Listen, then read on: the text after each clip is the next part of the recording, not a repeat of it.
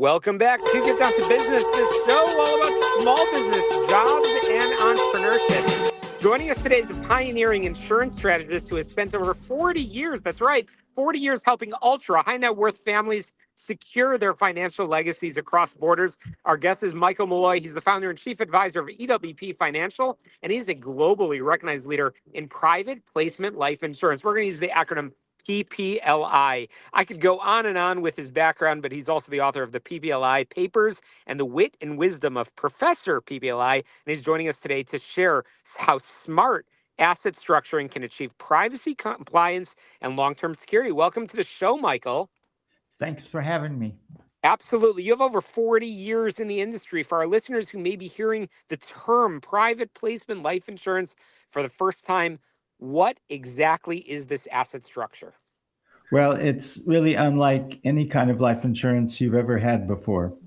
And at the same time, it's the same as any ordinary whole life or universal life policy, with the very added exception that it can accept almost any asset class.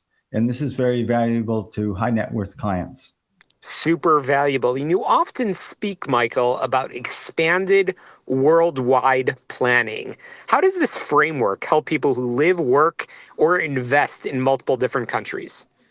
Well, it's an asset structure that incorporates both advanced tax planning and tax deferral and advanced estate planning across borders. Life insurance is recognized worldwide, and it's a great tool, usually in combination with a trust for high net worth clients.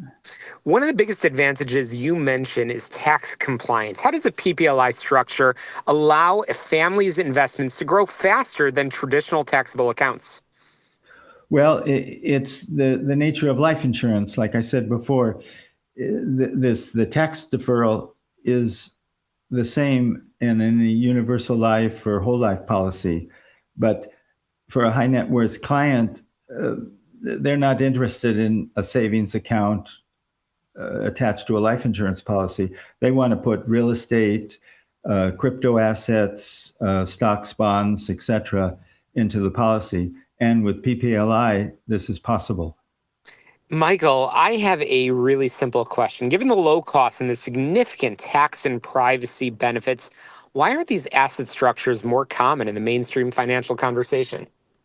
Well, for two reasons. Basically, they're not taught to attorneys and CPAs, so they're not part of their bag of tricks, so to speak. And then also, people tend to stay in their lane. You know, they do what provides them income. So the PPLI is multidisciplinary. It involves insurance planning, of course, financial planning, estate planning. So people have to get their head around all those to move forward. That's powerful. I'm chatting with Michael Malloy.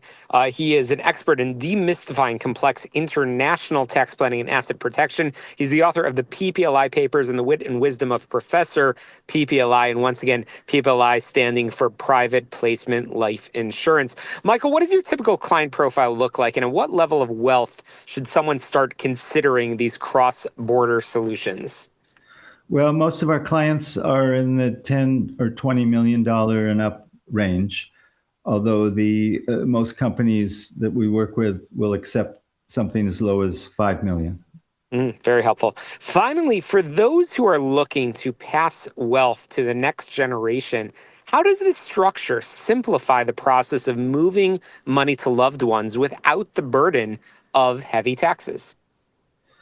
Again, it goes back to the way life insurance is handled almost worldwide, that it provides a tax deferral. In some countries, they do tax the buildup, but particularly for U.S. persons, it's very favorable. So just like I said before, in a whole life, universal life policy, you receive a check and the IRS doesn't come to get a penny of it. And it's the same with PPLI. I have one more question. I know I alluded to this in the introduction that, of course, wealthy families are often concerned about privacy and protection. How does this strategy keep savings safe from outside eyes and potential risks?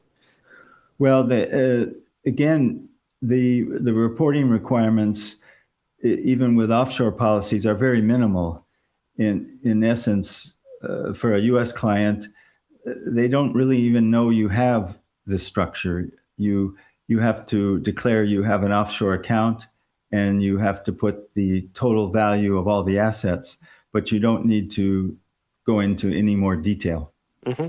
I've been chatting with Michael Malloy, founder and chief advisor of EWP Financial, globally recognized leader in private placement life insurance, which we've been talking about over the past few minutes. We're going to link in the show notes, Michael. But for our listeners that want to get in touch, that want to learn more about something that I know you're so passionate and so knowledgeable about, how can they do so? Just go to ewp-financial.com and you'll get lots of videos, articles, and information on PPLI. Amazing. Michael Malloy, really appreciate you coming on the program. We'll be sure to follow this topic closely. Thanks for educating our listeners. As always, you can get on my website, syklein.com, or of course, check out the podcast on your favorite podcast app. Just search for Get Down to Business. We'll be right back.